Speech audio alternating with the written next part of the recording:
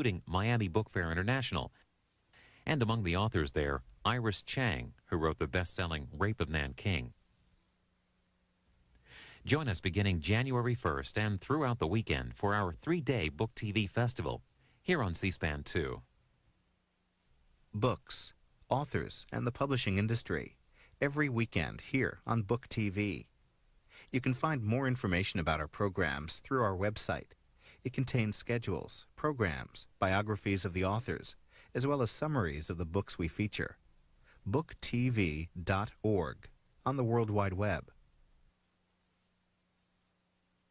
Robert E. Lee was a lieutenant colonel of the 2nd Cavalry when he resigned from the U.S. military after his home state of Virginia withdrew from the Union. He then became commander of the Confederate Army of Northern Virginia.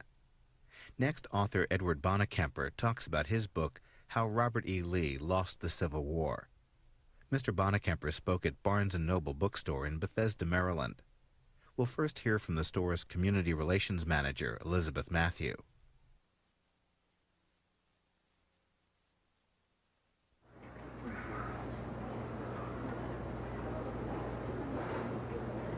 Everybody seems all ready. Might as well go ahead. Let's go. Okay. Well, all seem ready, so we'll go ahead and start. I just want to welcome everybody here this afternoon. I am Elizabeth Matthews, the Community Relations Manager for the store, and I'm pleased to be welcoming Edward Bonakemper here this afternoon. He is a noted historian and lecturer, and Mr. Bonakemper is currently an attorney for the federal government. Taking on an untraditional view of Robert E. Lee, Mr. Bonakemper challenges General Lee's actions through his new book, How Robert E. Lee Lost the Civil War. So please join me in welcoming Mr. Edward Bonakemper. Thank you. Thank you, Elizabeth. Thank you very much. It's a pleasure to be here this afternoon to talk to you about my book on Robert E. Lee. Let me say that the origins of the book go back about 15 or 20 years when I started reading Civil War books by the dozens, and after reading 5 or 6 dozen of them, my father-in-law and I began discussing these books, and particularly the role of Robert E. Lee. And we said, you know, isn't it strange that in each book there's some fault found with what Robert E. Lee did, but usually the author covers himself or herself by saying, out of character or somewhat surprisingly or uncharacteristically, Lee did this or Lee did that. And we started toting up the different problems that we saw with Lee and discussing it, and came to the conclusion that really he bore quite a bit more responsibility for the Confederate defeat than has been commonly held. And as a matter of fact, I said to him at that time, this was almost 10 years ago, I said, you know, I'm going to write a book on how Robert E. Lee lost the Civil War. And I sat down at my computer in November of 1990, and those were the first words I wrote. And despite some advice to the contrary over the years, I've stuck to the title. And I've written a book which is essentially, I think, a legal brief on the defects of Robert E. Lee. And there certainly is the other side of the story. You've heard the other side of the story very, very often. And what I'm trying to do is present some balance and explain to you my view that Robert E. Lee bore a lot of responsibility for the Confederate defeat. Now, the first thing we have to deal with is that there's no question but that the Union had far superior resources than the Confederacy, and particularly in terms of manpower. The manpower advantage was probably 4 to 1 in terms of white men of fighting age. So the lesson to be drawn from that is, if you're a Confederate, the one thing you had better do is conserve your manpower. You had better save your manpower because that's your most critical resource. And also, consider this, that the Confederacy was a very large nation, practically as large as Europe. I mean, 11 major southern states, a huge landmass. And the burden was on the North to conquer the South. The South did not have to win the war.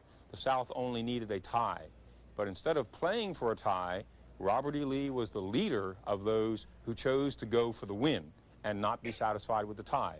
Now, when I say a tie would result in a victory, what I specifically am getting at is if the South had held on for 4 years and gotten Lincoln voted out of office in November of 1864, they could have cut a deal with McClellan, the Democratic candidate for president in 1864, who was running on a peace platform as a war candidate, and was a very mixed up man. And McClellan, as you know, was a fairly ineffective Northern general. He was great at organizing the army, but when it came to fighting, he was a disaster. He also demonstrated throughout the war his great respect for Southern property rights. And my guess is that had he been elected president in 1864, the deal would have been cut that the Southern states would have come back in, but there would have been a massive recognition of states' rights, and including no tampering with slavery whatsoever as an institution, and the 13th and 14th Amendments would not have passed. And this would have been quite acceptable to most of those in the Southern leadership. So I do say that a Southern political victory was possible, and what they had to do was play for time and conserve their resources. But instead of doing that, the Southerners, and particularly Robert E. Lee, squandered the resources. So my first major criticism of Lee is that he was too aggressive, too offensive, that he should have strategically been on the defensive. Instead, he was on the offensive. The two classic examples of that, of course, are his journeys into Maryland in 1862, leading to Antietam, the bloodiest single day of the war, massive Confederate losses, just a disastrous campaign, which should not have been undertaken after his victory at Bull Run, at Second Bull Run. And the second example was in 1863, when Lee went all the way into Pennsylvania and came out with a disastrous defeat at Gettysburg, and took many more casualties than he imposed on the enemy during that three-day battle. So strategically, I criticize Lee for being much too offensive when he should have been on the defensive. The other strategic problem I have with Lee is that he was Virginia-oriented. Lee was a Virginia general, much more so than he was a Confederate general. And this is not surprising, because as you recall, he had been offered command of the Union Army at the beginning of the war by Lincoln and by Winfield Scott, and he had turned it down and said, no, I will have to go with Virginia. Wherever Virginia goes, I will go. And so it's not too surprising that Lee's focus throughout the war was really what's going to happen to Virginia. And throughout the war, his record is one of asking for reinforcements from other theaters consistently throughout the war. In sharp contrast, I would say, to Ulysses Grant, who virtually never asked for reinforcements. He fought with whatever he had, and oftentimes he could have used more, but he didn't get them. He didn't ask for them. Lee, throughout the war, asked for resources from elsewhere. Quite often got them, and maybe even more significantly, Lee refused to send reinforcements to other theaters. There's only one exception to that during the war, and we'll discuss that a little bit. But throughout the war, Lee refused to send reinforcements elsewhere. And so the two big things strategically are too offensive, too aggressive, and too Virginia-oriented. Let's talk a little bit more about the Virginia orientation, the Virginia myopia that Lee had. And it really combines with the strategic offensive. Really, in May of 1863 is the primary time that I want to point to as an example of what I'm talking about. In May of 1863, Grant had just crossed the Mississippi River south of Vicksburg, posed a serious threat to Vicksburg and to splitting the Confederacy by controlling the Mississippi River. At the same time, in Tennessee, General Rosecrans was moving his army against General Bragg, and General Bragg was badly outnumbered, and Rosecrans created a real threat of outflanking Bragg and moving the Confederates out of Tennessee. Either of those losses would have been very, very bad for the South. And at the same time, Lee has just come off his big victory, I put that in quotes, at Chancellorsville. I call Chancellorsville the victory that wasn't, because Lee took such high casualties there, and his army developed such overconfidence that I think in the long run, Chancellorsville really was a disaster for the Confederacy. But having come off that win, Lee felt very confident and had a lot of political muscle in the South. Also, it's interesting to note that Lee had quote won Chancellorsville without Longstreet. Longstreet's corps, consisting of 1/3 of Lee's army, had been down between Richmond and Norfolk in the Suffolk County area foraging, trying to get additional supplies for their horses, for the men, and wasn't even there for Chancellorsville. So Lee had demonstrated he did not need his entire army to do whatever it was he was going to be doing. Longstreet came up with the idea, because Longstreet really wanted independent command. He was striving for promotion and independent command. Longstreet argued that he should be sent to the West to Tennessee or to Vicksburg. She should go somewhere out west where help was really needed. And initially, Secretary of War Seddon and President Davis bought into this. But Lee then came into Richmond and had several days of meetings, and Lee convinced the leadership that no, Longstreet could not be spared. Longstreet should not be sent to the west. That it was going to get too hot, and Grant's campaign would go nowhere. And the best defense was a good offense. And so let me go north. Let me invade the north, and that'll be the answer.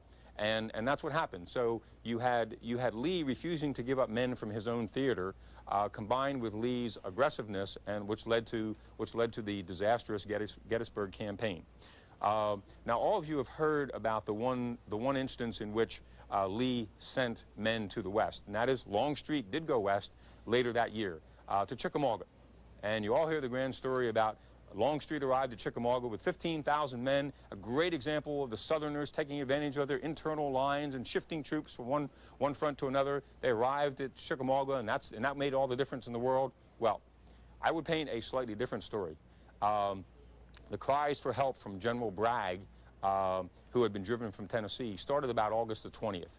Now, because Lee had not sent reinforcements to the west, Vicksburg had fallen, and I'm not going to make a real strong case for getting men all the way from Virginia to Vicksburg. The only thing that could have happened would be transfer from Virginia to Tennessee, take Tennessee troops, move them to Vicksburg, but the transportation was a serious problem. So I don't push real hard on the Vicksburg scenario, but I do push hard on the Tennessee scenario because Tennessee was quite reachable, and manpower was desperately needed.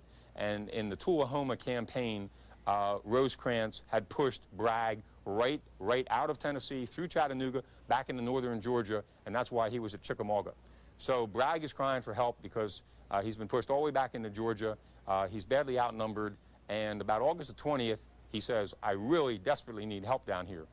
Well, Lee's predilection to keeping his own troops was very well known. Nobody was about to quickly order troops out of Lee's army to go west without having a conference with Lee. Make a long story short, it took 3 weeks of deliberations before Lee's arm was twisted enough, and he had lost a lot of credibility because of Gettysburg, that finally President Davis gave orders on about the 7th of September for Longstreet to leave with 15,000 troops to head for Chickamauga and get into the Western Theater, where they were really desperately needed.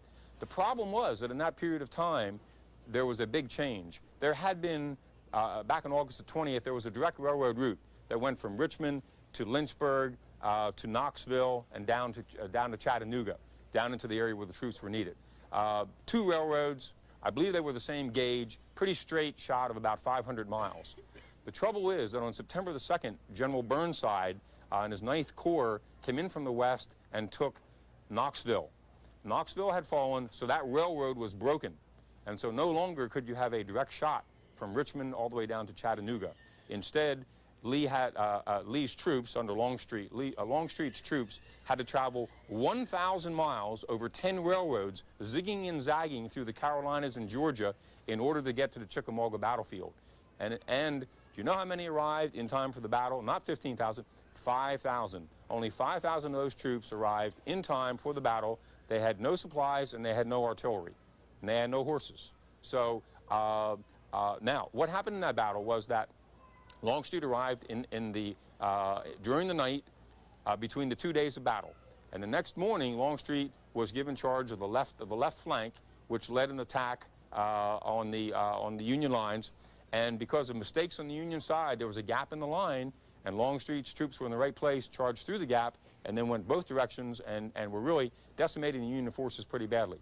And Rosecrans fled back into Chattanooga, and his army fled behind him.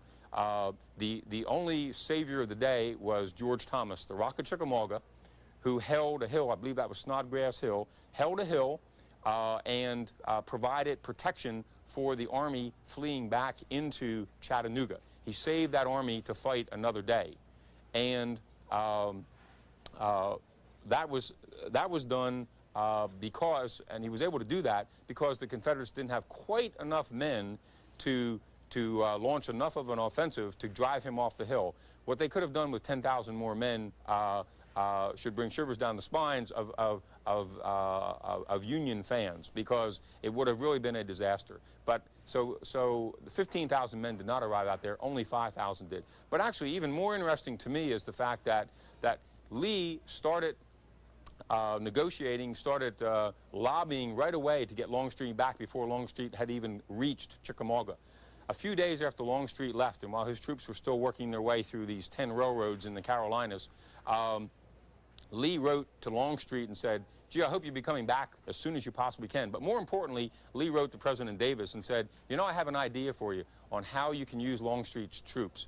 When Longstreet gets out there, and after he does whatever he's going to do in northwestern Georgia, what you ought to do with Longstreet is send him up to Knoxville, get Burnside out of Knoxville, and here is the key. And Lee said, and then Longstreet will be in a position to come back to me real quickly. His major goal was to get Longstreet back to the Army of Northern Virginia as quickly as possible and not have him wasting his time in this other theater, where I will say the war was being lost in the West because too many troops were being kept in the East. So you say, so what? So Lee wanted to get his troops back. Well, the problem is that the way this played out, this became a reality. After Chickamauga and the Union Army fled back into Chattanooga, General Bragg came under a great deal of attack, even from his own generals, for not having destroyed the Union Army that day. Although they were besieging the Union Army, which had one narrow supply line into Chattanooga, there was a great deal of criticism, a great deal of turmoil within the Confederate Army. And it was so bad that President Davis had to journey out to Chattanooga, the Chattanooga area, to meet with all of his generals to try to resolve this, because everyone was in revolt against Bragg. And Bragg was not the most popular man. He was a very hard man to deal with. In fact, one time in his career, he sent a request up the chain of command, and before the request could be dealt with, he got promoted and into that new position. And so he got a chance to deal with his own request, and he denied it. He couldn't even agree with himself. Bragg was a tough guy to get along with. But when Davis got out there, this is an unbelievable scene. Davis met in a room with, I'm not sure if it was a room or a tent, but in one enclosure with all of Bragg's division commanders. And every one of them said, I'm sorry, they would have been corps commanders. And they all said, we want him fired. To his face, they said, we want Bragg fired. Well, Bragg went back a long way with Davis. They were good buddies. And what Davis did was kept Bragg in command and fired all the corps commanders. And that left only Longstreet, who was really by now one of the corps commanders, to deal with. And suddenly Davis remembers his great idea from Lee. And so Davis says to Bragg, what do you think about sending Longstreet up to Knoxville to have him clear out Burnside? And here's Bragg, who knows Burnside wants his job. Burnside's been active in this big revolt against him. So he says, great idea, get rid of him, send them up there. That's Longstreet, and 15,000 men would go up to Knoxville. And of course, Davis then goes to Longstreet and says, what do you think? Well, Longstreet has made his big play to get Bragg's army. He's lost. And so Longstreet says, well, nothing for me to be gained here. I'll go up there. That's fine by me. Now, the only problem with this is that in round numbers at this point, Bragg has about 50,000 troops semi-surrounding Chattanooga, trying to hold the Union Army in Chattanooga. But Grant has been given command. Grant comes in.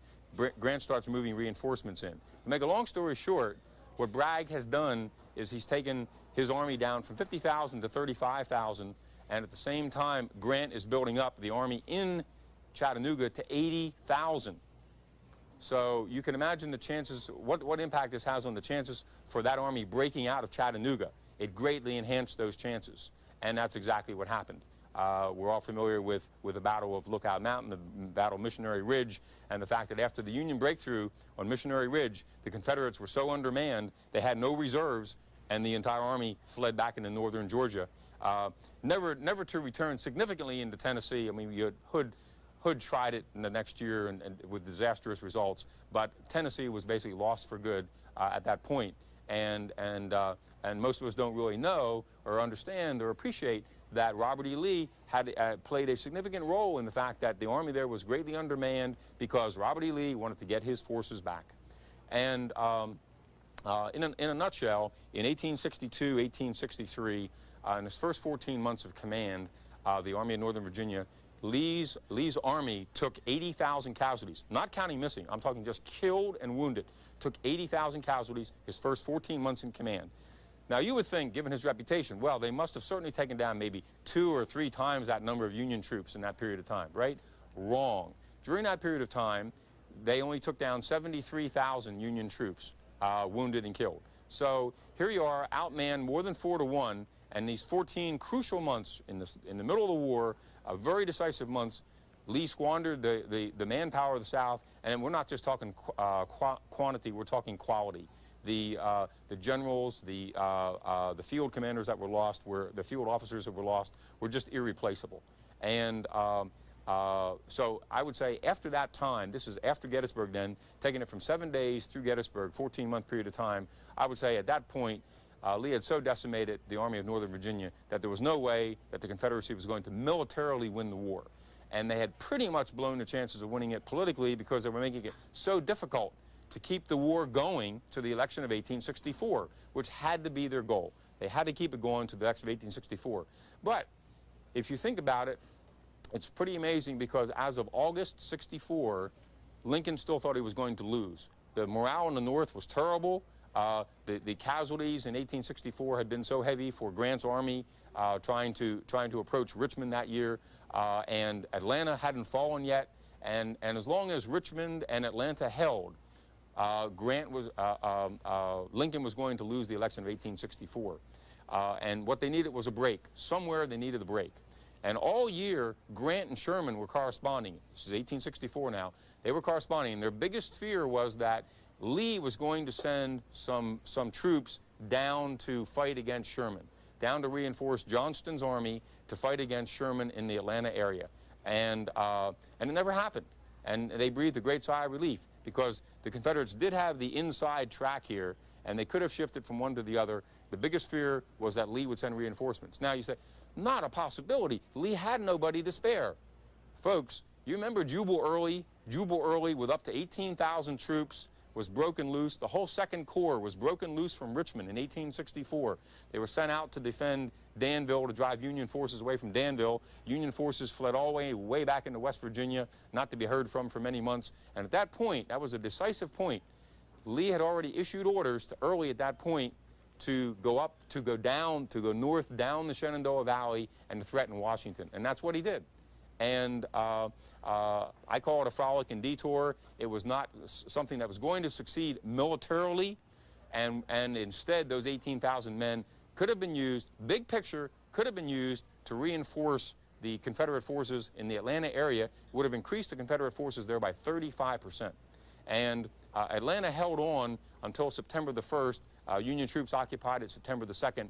And once that happened, the morale in the North just turned 180 degrees, and Lincoln was pretty much was a shoo-in. So again and again, we see Lee having a very negative impact on the West, or failure to have a positive impact on the West when he could have done so. Now, that's my strategic criticism of Lee. And let me just touch on a few things in the tactical area. In the tactical area, I think that Lee was, again, much too offensive, much too want to launch frontal assaults on the enemy instead of letting the enemy come to him. You can't emphasize too much that the weaponry had greatly changed since the time of the Mexican War, and you had muskets now replaced by rifled muskets, i.e. rifles, in some instances repeaters, and the advantage had really swung over to the defenders, and you could not afford to launch frontal assaults. Now, you can debate how many generals in the Civil War learned that lesson. I've got an appendix in my book that talks about casualties in the war and gives you some surprising numbers in that Lee lost, killed and wounded 120,000 total in the war, and he took down 134,000 on the other side. Just totally inadequate ratio. And I will also say the only reason his numbers are at all positive is because Grant in *64 launched a deliberate campaign of adhesion to Lee's army and just deliberately attacked, because he wanted to destroy Lee's army and end the war. and which was, I think, the right thing to do at that time. And that's when Lee picked up a lot of the extra casualties, almost deliberate on the part of Ulysses Grant. Lee, in addition to being too inclined to attack frontally during battles, also did not, surprisingly, have much control on the battlefield while the battles were going on. There are some famous quotes by Lee that he would issue his orders to his generals and then let God decide what will happen. And I think that the second day at Gettysburg is a classic example of that, where late in the day, Longstreet is launching his attack, and Echelon, just one brigade practically after another from the right southern flank at Gettysburg, and each attack has some success, but is driven back because Meade is very actively on the other side, and his other generals are actively moving troops, shifting troops constantly to keep the Confederates from breaking through.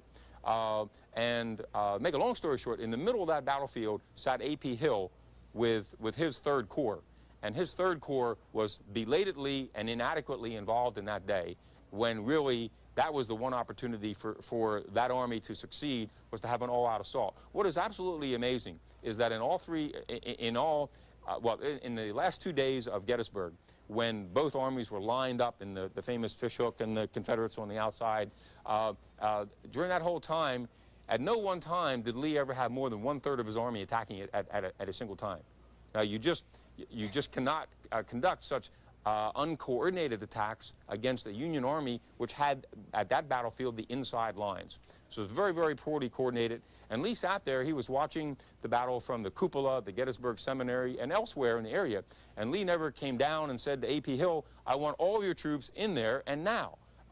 He just sort of let the battle unfold. And of course, the second and third days of Gettysburg, with the Longstreet attack and then Pickett's charge the next day, are classic examples of Lee attacking frontally.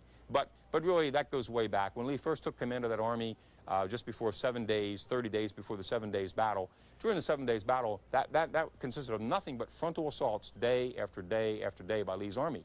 And 7 days, he took about twice as many casualties. He took 20,000 casualties to Union 10,000, killed and wounded again, not missing, killed and wounded, twice the casualties. And so that was really the harbinger of things to come with Lee. So that we see that tactically he was too aggressive. He did not have adequate control of the battlefield. And one other problem I will point to is his orders were very inadequate. He, unlike Grant, did not issue a lot of written orders during the battle. He would issue one order before the battle, and that was it. That's the last you heard of him. And Grant would be writing out written orders during the course of the battle. But Lee's orders also had the problem of being ambiguous, vague, ambiguous. People could exercise their discretion under them. That worked fine with a genius such as Stonewall Jackson. Stonewall just thrived. When you give him a general order, let him go. And with the exception of his performance at the 7 days, which is another story, Jackson really thrived on these orders. But other generals did not. The classic example is the end of the first day of Gettysburg, when the Union Army, the First and the Ninth Corps are fleeing back through Gettysburg into the high ground, and Lee, for once, has a significant manpower advantage, maybe something like 35,000 to 20,000 men on the scene. Lee gives an order to General Ewell, who is the new commander of the Second Corps after Jackson's death, and he says, "Take the high ground, if practicable." I'm sorry, that in my mind is not a great military order under the kinds of circumstances that he was facing. And Ewell did not. Ewell did not take the high ground. The high ground was lost. The Union Army had spent the better part of 2 days defending that high ground because they recognized that this was going to be the key to the battlefield. And Lee later wrote that he did not give a more definitive order because he was waiting to bring up the rest of his forces. But that totally fails to take into account that the Union Army was bringing up the rest of its troops, and when everybody brought up everybody, Lee was going to be badly outnumbered. And so he failed to take advantage of that situation. Gettysburg also has another example of a vague order by Lee, and that's the combined orders that Lee and Longstreet issued to Jeb Stuart.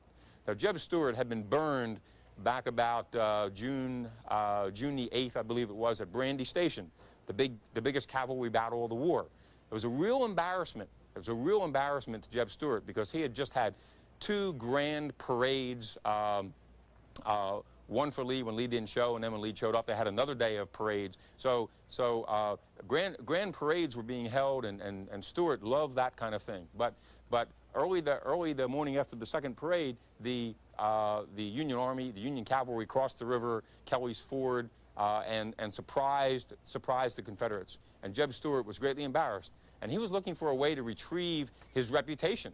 And he was handed that opportunity on a silver platter by these very ambiguous orders from Lee and Longstreet before Gettysburg, basically wanting to have everything. The order said, you know, protect the flank of the army and do damage to the enemy and see if you can capture their supplies and disrupt them, but cover that flank. And so there were a lot of different directions contained in those orders, and Jeb Stuart, I contend, was acting within the scope of the discretionary orders that he had when he went off on his frolic and detour and left Lee with inadequate eyes to know exactly where the Union Army was before the Battle of Gettysburg. And that, I think, impacted Lee's decision at the end of the first day. He was very uncomfortable. He didn't know where everybody was, so he didn't quite know what he should do. Okay, I've tried to hit a few of the highlights of my criticisms of Robert E. Lee, and there may very well be some strong defenders of Robert E. Lee here, and I'd love to answer questions or get into a discussion of any of these points with anyone who's interested. Yes, sir. You find that Longstreet didn't get along with Lee? No, actually, Longstreet got along with Lee very well. Lee had a great deal of respect for Longstreet. He called him his great war horse, and actually he had Longstreet throughout the war as commander of his First Corps. I mean, he had a great deal of Lee's confidence. I think that over the years, people who've tried to inflate the reputation of Lee have looked for a scapegoat for Gettysburg, for example, and Longstreet became that scapegoat. Longstreet also was his own worst enemy, because in his memoirs after the war, Longstreet, realizing he was under attack, lied and got caught lying in his memoirs. And Longstreet also became a Republican office holder in Louisiana. He was a carpetbagger, a Republican, and this did not go over well in the South. And so he became a real victim for people who wanted to defend Lee and say, Lee didn't lose Gettysburg, somebody else did, Longstreet did. But with few exceptions during the war, Lee leaned very heavily on Longstreet for his advice, his support, and when he needed something done, he knew that Longstreet could do it for him. Yes, sir. Why do you think has it taken so long, if you will, for someone to so publicly or aggressively attack Lee's reputation as a military genius? Well, because I think that the historians in the 35 years after the Civil War, actually from 1870 when Lee died, for the next 30 years, they did a fantastic sales job. I mean, the record was dummied. I have an appendix in my book on historians' treatment of Robert E. Lee, and I talk about the fact that two of Lee's worst generals, William Nelson Pendleton, who was his chief of artillery, who was a joke on the battlefield, and Jubal Early, who was erratic, shall we say. Those two organized the Southern Historical Society, several kinds of publications, periodicals, and then volumes of collections of officers' writings about the war. And they basically wanted to make Lee a hero and wanted to basically say that the South really had no chance of ever winning, and thanks to Robert E. Lee, we gave it a good fight. And it sounded great, and Lee, and let's face it, Lee was a real gentleman. Lee was a real gentleman. Everybody loved Robert E. Lee. Had Robert E. Lee been a Northern general, had he taken the command of the North, I think the North would have won the war in 2 years. Because, why? Because what the North had to do was exactly what Lee wanted to do. That is, they had to conquer the South. And they needed to go on the aggressive, and they didn't find a general in the East with any guts until they got, guts and brains, let's say, together, until they got Ulysses Grant at the beginning of 1864. So Lee was a very likable man. After the war, he turned down all kinds of commercial offers to take the presidency of Washington College, now Washington and Lee. So he was a really nice guy. And he'd always been kind to all his generals. He didn't try to find fault with anybody until he was under a little of attack himself. Then he criticized Longstreet a little bit. But I think that basically we were sold a real bill of goods by people who wanted to sell a certain point of view. Yes, sir. Lee was a graduate of the military academy, was he not? Yes, he was. What has been the treatment of his strategies and tactics in the military academy, its history and I can answer that. Oh, yes, sir. General Lee is considered by all graduated cadets, no matter what state they're from, as our greatest graduate. So there you have it. I think in the there's a West Point Military Atlas, which is a fine reference book, and that describes all the battles of the Civil War, and I think that General Lee, General Grant, and others who fought in the Civil War are still highly regarded at West Point, and I also believe that not only did you have this post-war writing by the generals who controlled the historiography of the war, but then you had a real Lee worshiper, Douglas Southall Freeman, who's a great writer. I mean, and those of you who've read his 4 volumes of R.E. Lee and 3 volumes of Lee's Lieutenants know that Freeman, who was a native of Richmond, and saluted Lee's statue on the way to work every day for 30 years, wrote a book which is very praiseworthy about Lee. I mean, Lee could do no wrong. When Lee makes a mistake, basically it's always somebody else's fault, because the 4 volumes of R.E. Lee tells you how great Robert E. Lee was. The 3 volumes on Lee's lieutenants tell you how the lieutenants screwed up. And it's a point of view. It's a point of view. But I think that we've been sold a very one-sided point of view, and that the other side deserves to be heard. Yes, sir. I have both strategic and tactical questions, but I'll start with the strategic. Okay. Maybe end there. I'll be the devil's advocate. Sure. Could Lee have been adopted more nearly a Fabian strategy and still kept his job with Jeff Davis is the basic question. I mean, given what happened to Joe Johnston around Atlanta, who was fired basically by Davis. Right. And the second similar point, wasn't there a mentality in the South, we don't want to give up any of our territory? There was also a fear, we're going to defend every inch of it. We want to even get more of it, the border states. Let's go in, they're rightfully ours.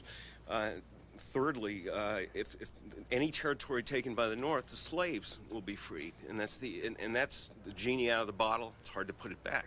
So there was almost a national level above the strategic level that may have imposed this kind of aggressiveness on. Right. I think that first of all, that Lee was somewhat out of sync with Davis. Lee was much more aggressive than Davis, and there are some books that have been written recently talking about the dichotomy between the two.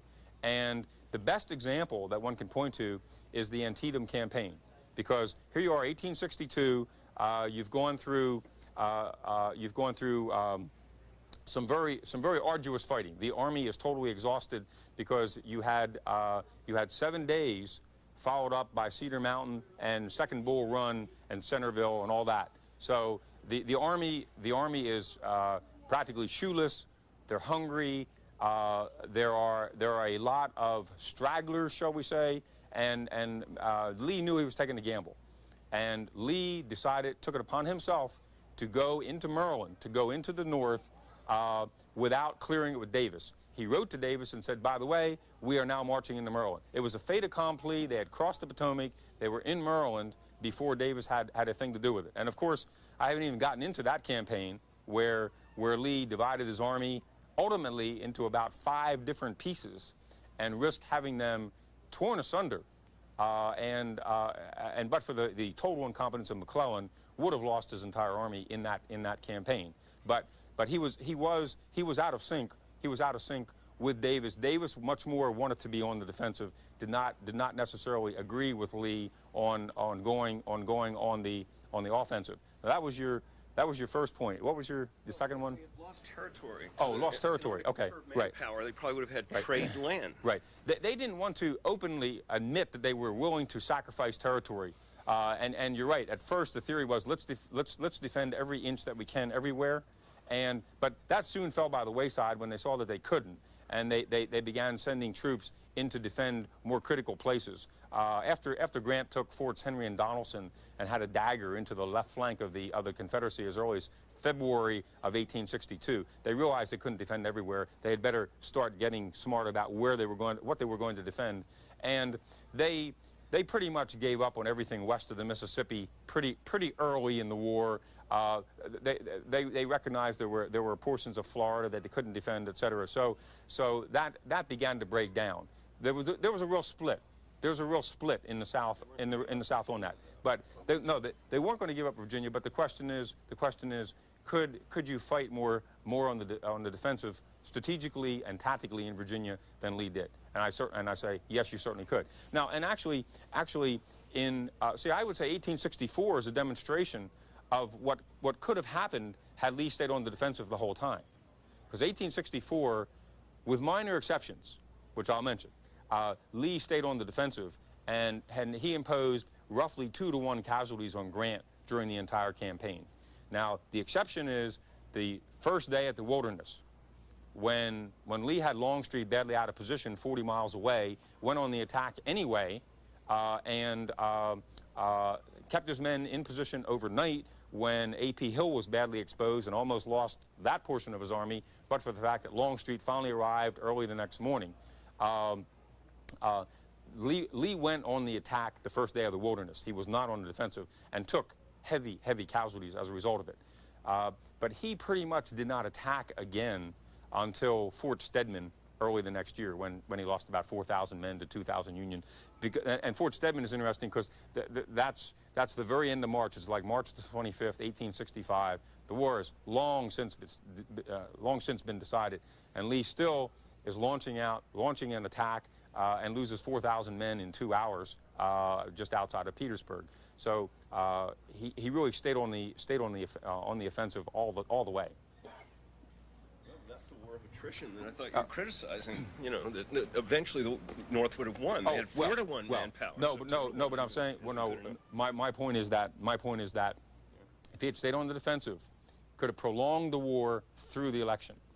And even and to support that, I say, even not having done that, the war was almost prolonged long enough to do that. 1864 was a long way off in 1861. But to okay. say that had to be their goal in 1861 strikes me as politically impossible. Well, what I'm saying is when Lee becomes a major player is June the 1st of 1862, when he takes command of the Army in Northern Virginia. Yes. Did you have a question? Yes. Wait till we get the microphone over to you. Well, one of the reasons Lee had done so well, and at least done fairly well in the in 1862, basically up to Gettysburg, was that he had two things going to them, for him, I mean. The Union generals were highly incompetent up till Gettysburg, and second was that his home state, Virginia, that he was oriented with, was, luckily for him and for the Confederacy, the location of the capital of the Confederate States of America. I agree with you. I agree with you that I think your point's well taken that until he ran into George Meade, the generals on the other side were really pretty much totally incompetent. And that I do also think that when Lee was defending in Virginia, he had the advantage of defending his home territory, and his army fought better. There are many who say that the Army of the Potomac, against which he was fighting, really rose to their highest levels at Gettysburg because they were defending their home turf. That's sort of a natural tendency to want to defend your home territory. And so the Union Army fought very well at Gettysburg. And the other thing I think that Lee had going to him up to that point was he had Stonewall Jackson by his side, too. And he had lost Stonewall Jackson just before Gettysburg. Yeah, Chancellorsville. That's right. That's right. Thank you. Yes, sir. I read a book recently that compared Grant and Lee, and it was critical of it came out and said that this man's opinion was that Grant was a better general than Lee. But one of the things that was in that was the impression that left me that Lee was not a very good quartermaster, that even at Petersburg, that there were supplies available for his people and that he didn't seem to take an interest in that. Is that true? That's right. I would agree with that. Lee had a serious problem getting adequate supplies for his forces. He wanted that shuffled off to other people who unfortunately were not that competent. In fact, there are some who suspect that perhaps the person primarily responsible for that may have been a traitor to the Confederate cause. But Grant, on the other hand, had been a quartermaster, and he was very familiar with the supply needs of the Army. I think the comparisons of Grant and Lee go back as far as I'm aware to the early 1930s. There was a British General Fuller who wrote a scathing criticism of Lee and said that Grant was the greatest general in that war and probably any war that the United States has had. So there are, as this gentleman has demonstrated, there are very disparate views on who the great generals were, and there are a lot of different arguments that can be advanced in favor of either Grant or Lee. I think that, in my personal view, that Grant has been undersold and primarily because of 1864. People look at 1864 and say Grant just launched this brutal attack, used these massive resources, took these tremendous casualties, and it just shows how great Lee was. But it overlooks the fact that Lee had been launching assaults for a couple years prior to that, took losses he could not afford, and it overlooks the fact that 1862 and 1863, Grant had been absolutely brilliant in a whole series of battles in the West, Forts Henry and Donelson, Shiloh, Vicksburg, and Chattanooga, and that in the West, Grant had taken minimal casualties. He was a great strategic general, and when he came to the East, he saw that this was something different. He saw that the Confederate Army was now by now had been worn down, had taken many higher casualties than it could have, and the opportunity was there for him to launch this campaign of adhesion and stick with Lee's army and just drive it into the dirt, which is what he did. Now, one thing I haven't mentioned, but I think it's an interesting concept, and that is that most of the Civil War generals, many of the Civil War generals, fought in the Mexican War, and there's a question about what did they learn from the Mexican War and how did it impact their performance in the Civil War, and I think that Lee took some of the wrong lessons from the Mexican War. The Mexican War, the United States was the party that had to conquer Mexico. The burden was on the U.S. to go in there and be a positive winner. They couldn't go for the tie. They had to strangle Mexico's throat. And that was the position the Union was in the Civil War. And I just don't think that Lee took into account enough that he was on a totally different side, and a tie was good enough during the Civil War. And of course, the other thing that had changed radically, as I mentioned before, was the weaponry. The weaponry between those two wars had changed most radically, and the advantage had really gone over to the defenders. Plus, I also think you cannot underestimate the incompetence and the poor generalship of the Mexican forces in the Mexican War. Yes, sir. That raises a more general question, not so much a question addressing the specific generalship of General Lee, right, but of the general question of American military leadership during the Civil War. Mm-hmm. We have a common understanding, well, McClellan was incompetent, and Burnside was incompetent, and Hooker was incompetent, and now we have to re-examine, well, how good was Lee? Mm-hmm. And we acknowledge that Grant is good, although he did take very heavy losses in 1864. Right. And it raises a question, perhaps, that needs more examination in general. The state of American military culture, and military leadership in particular, throughout the Civil War, mm-hmm. and the men whose lives were at stake in so many of these battles. Right, right. With men at very high levels who what kind of decisions right. were they making? Well, I think your point's well taken. I think that the American fighting man, be he Confederate or Union, in the Civil War was a very high caliber, and that the fighting man did not have the caliber of generals that the fighting man deserved, and that the atrocious casualties taken by both sides during the war is a reflection of that. I mean, for those of you who are not familiar with the numbers, I mean, basically we're talking about a war in which 620,000 Americans died, and that would be like having a war today in which 10 million or 15 million people died as a result of the war. Just one cannot overestimate the impact that that war had on American society. Any other questions or comments? I thank you for your diverse views, and I'd love to talk to any of you afterward. Thank you very much.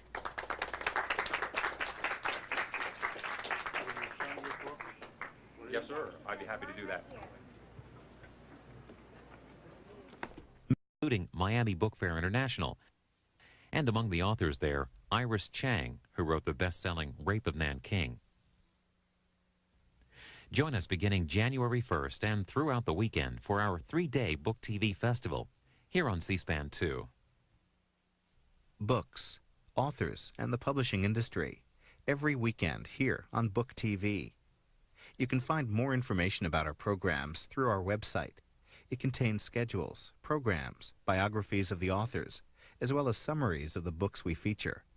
booktv.org on the World Wide Web. Robert E. Lee was a lieutenant colonel of the 2nd Cavalry when he resigned from the U.S. military after his home state of Virginia withdrew from the Union.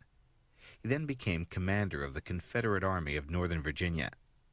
Next, author Edward Bonekemper talks about his book, How Robert E. Lee Lost the Civil War.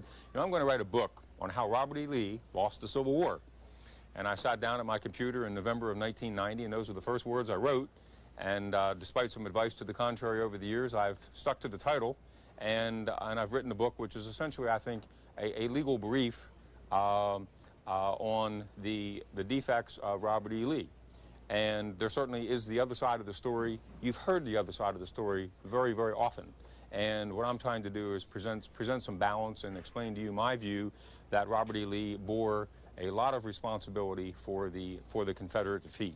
Now, the first thing we have to deal with is that there's no question but that the Union had far superior resources than the Confederacy, and particularly in terms of manpower. The manpower advantage was probably 4-to-1 in terms of white men of fighting age. So the lesson to be drawn from that is, if you're a Confederate, the one thing you had better do is conserve your manpower. You had better... Thank you. Thank you, Elizabeth. Thank you very much. It's a pleasure to be here this afternoon to talk to you about my book on Robert E. Lee.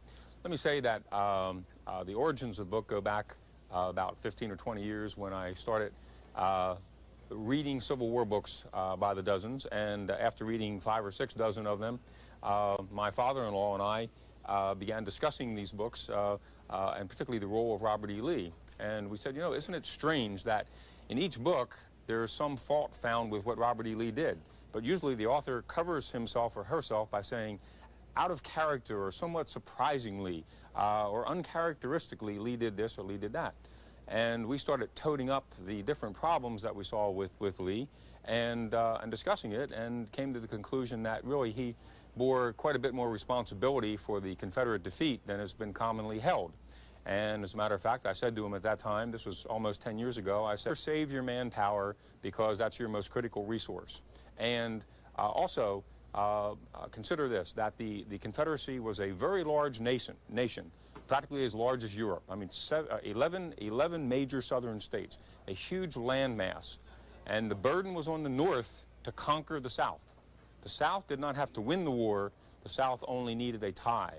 But instead of playing for a tie, Robert E. Lee was the leader of those who chose to go for the win and not be satisfied with the tie. Now, when I say a tie would result in a victory, what I specifically am getting at is if the South had held on for 4 years and gotten Lincoln voted out of office in November of 1864, they could have cut a deal with McClellan, the Democratic candidate for president in 1864, who was running on a peace platform as a war candidate and was a very mixed-up man. And McClellan, as you know, was... Mr. Bonekemper spoke at Barnes & Noble bookstore in Bethesda, Maryland. We'll first hear from the store's community relations manager, Elizabeth Matthew.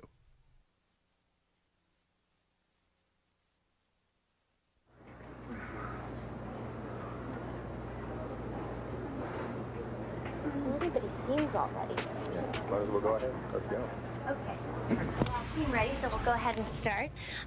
I just want to welcome everybody here this afternoon. I am Elizabeth Matthews, the Community Relations Manager for the store, and I'm pleased to be welcoming Edward Bonakemper here this afternoon.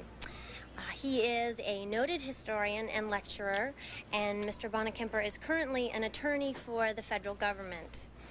Taking on an untraditional view of Robert E. Lee, Mr. Bonakemper challenges General Lee's actions through his new book, How Robert E. Lee Lost the Civil War. So please join me in welcoming Mr. Edward Bonakemper.